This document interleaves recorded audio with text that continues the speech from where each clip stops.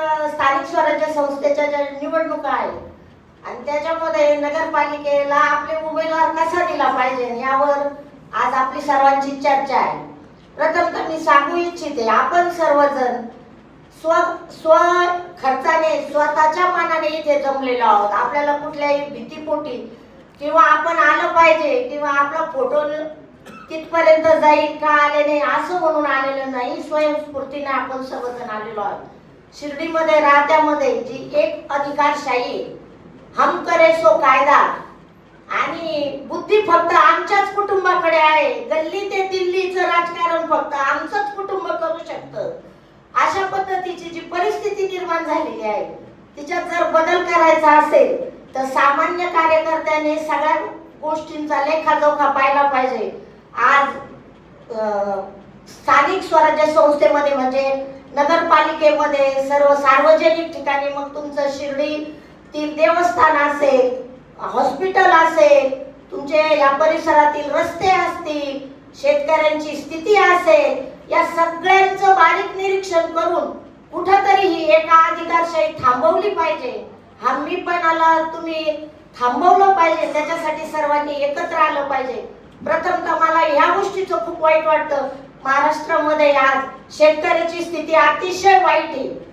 शेतकरी इतका ग्रासलेला आहे, अजून शेतामध्ये पाणी साचलेलं आहे, पुढचे गहू वगैरे पिकं होणार नाही अशी परिस्थिती असतानाही जे राज्यकर्ते मंत्री आहेत इतर ठिकाणी इतका पैशाचा वापर केला जातो, शेतकऱ्याकडे दुर्लक्ष केलं जातं।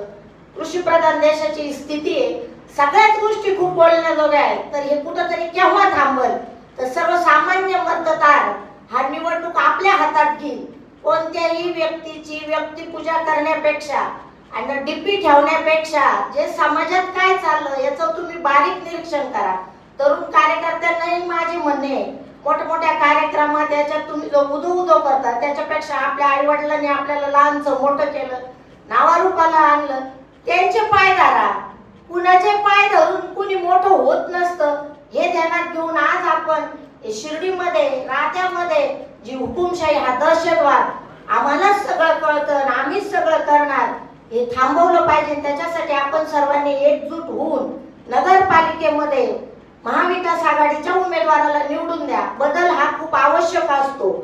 आता आपण शिर्डी विधानसभेच्या वेळेसही तुम्हाला मी सांगितलं 100% नाही 1001% मतदान चोरी झालेली आहे आणि मी प्रत्यक्ष पकडलेले लोक, कॉलेजचे विद्यार्थी, त्या बसेस का नाही त्याची चौकशी निवडणूक आयोगाने केली, का नाही लोणीला येऊन कुठले मतदार हे केलं, काही होत नाही। म्हणजे झोपलेल्याला जागा करता येतं पण झोपेचं सोंग घेतलेल्याला जागा करता येत नाही, अशा पद्धतीची स्थिती आहे। आपण गणेश कारखान्याच्या माध्यमातून दाखवून दिलं की मतदार हा राजा आहे आणि आपण हे सर्व काही करू शकतो। त्याचं खरंच खूप चांगलं उदाहरण म्हणजे गणेश सहकारी साखर कारखाना। तशाच पद्धतीने नगरपालिकेला शिर्डी आणि राहत्याला तुम्ही महाविकास आघाडीला यश मिळवून देतात अशी मी सर्वांना विनंती करते व आपण आपल्या पद्धतीने कामाला लागाल। जनसंपर्क हा खूप महत्त्वाचा असतो। सगळ्यात महत्त्वाचा म्हणजे तळागाळातील लोकांना भेटून वास्तविकता समजून सांगणे, काय परिस्थिती आहे आज नगर मनमाडची, काय स्थिती आहे, काय म्हणजे आता मध्यंतरी निर्मळ पिंपरीला जो उत्सव झाला, किती गोष्टी अशा आहेत का अंधश्रद्धेला खतपाणी घालण्याचं काम आहे। म्हणजे अशा या सगळ्या गोष्टी जर थांबवायच्या असतील तर महाविकास आघाडीच्या उमेदवाराला तुम्ही निवडून द्या अशी मी विनंती करते व माझे 2 शब्द संपवते। जय हिंद, जय महाराष्ट्र।